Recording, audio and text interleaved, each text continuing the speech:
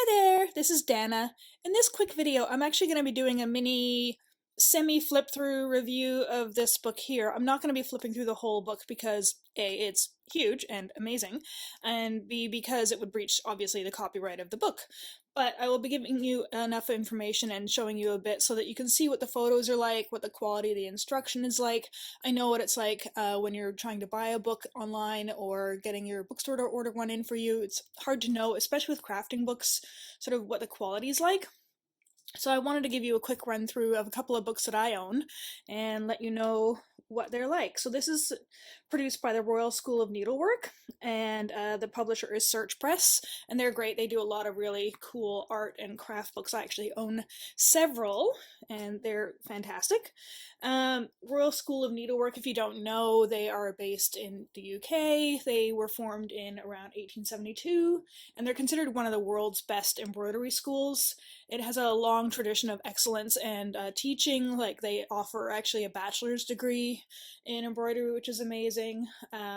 And they also do commissions for the royal family. They do, like, say, the wedding dresses and things like that. They do a lot of restoration work. It's incredible. Like, if you want to learn like traditional needlework, it's an amazing place. And they do some online training as well now, which is fantastic. So this book contains a whole bunch of different types of needlework. You still can get the individual books individually.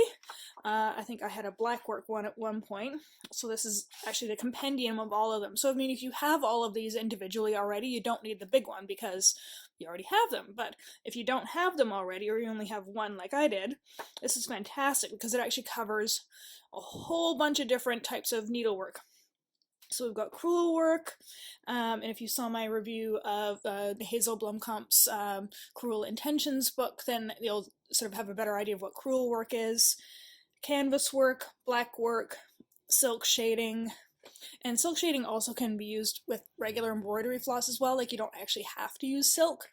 It's just preferable because you get that beautiful sheen. And we've also got goldwork, stumpwork, and whitework, as well as bead embroidery. So it is a really comprehensive book, and as you can see, like, the amount that it covers in each one is quite incredible. So each section actually has a different author, as each individual book does. So we've got a big section on materials, a bit about the Royal School of Needlework. This is it here at Hampton Court. One day I will go and it will be amazing. All kinds of stuff using color, how to frame if you're using special stitching frames like this, it's called a slate frame, how to hook them up. This is quite a useful skill for ring frames, especially if you're doing gold work, because gold work can be quite heavy. Obviously, you're using metal threads, so it can actually make your fabric sag. So it is a good way to prepare your hoop so that it actually has the support that it needs in order for your project to not sag as you're working on it, which is fantastic. So all sorts of things about mounting your embroidery. And then we get into the individual sections. So this is crewelwork. So we've got some design styles, your tools again. Sorry if some of these are getting a little bit cut off. It's actually a very big book. But you can see it's got lots of information in it.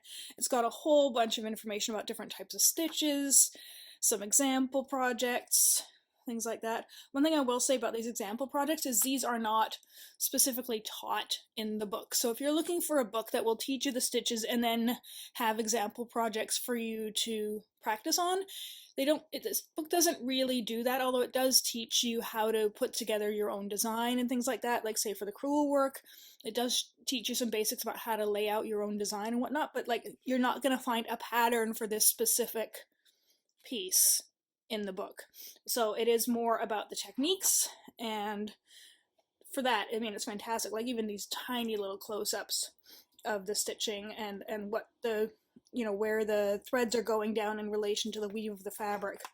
Fantastic. So again, some samples, outline stitches. So I'll show you what I mean by it teaches you some basics about, so here's one here for the crewelwork, building up your design. So it shows you a little bit about how to build up your own design. Like, so you would figure out what design you want, what stitches you want to use, the order that you're going to work your stitches in, things like that. So again, it doesn't have specific patterns in here. So if you're looking for that, then I'll put some links actually in the video description of some designers that you may well be interested in. So like I said, Hazel Blomkamp's got some amazing crewelwork patterns for goldwork, and for stumpwork there are designers like Alison Cole. She's in Australia.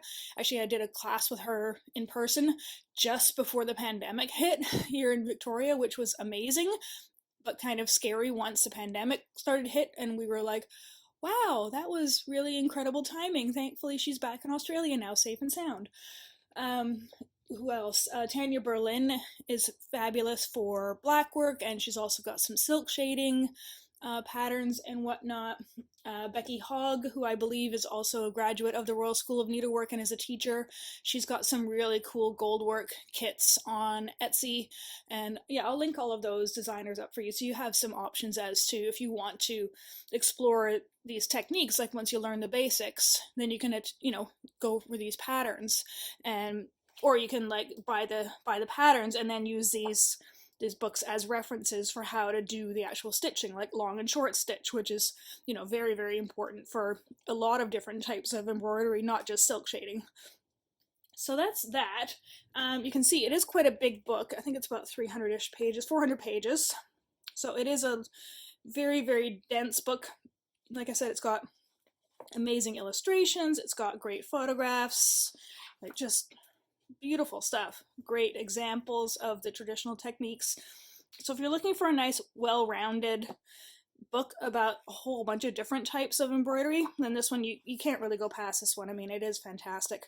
So I'll put a link in the description about where to get this. I've got a Amazon influencer shop, so I'll link to that as well in case you want to see other books that I'm recommending. These are affiliate links, so I mean, I do get a little bit of a commission for sales made through those links, but they don't cost you anything extra. And yeah, I hope you enjoyed this, and let me know if you picked the book up and which section you start working on first. I always love hearing what people are working on. And happy stitching!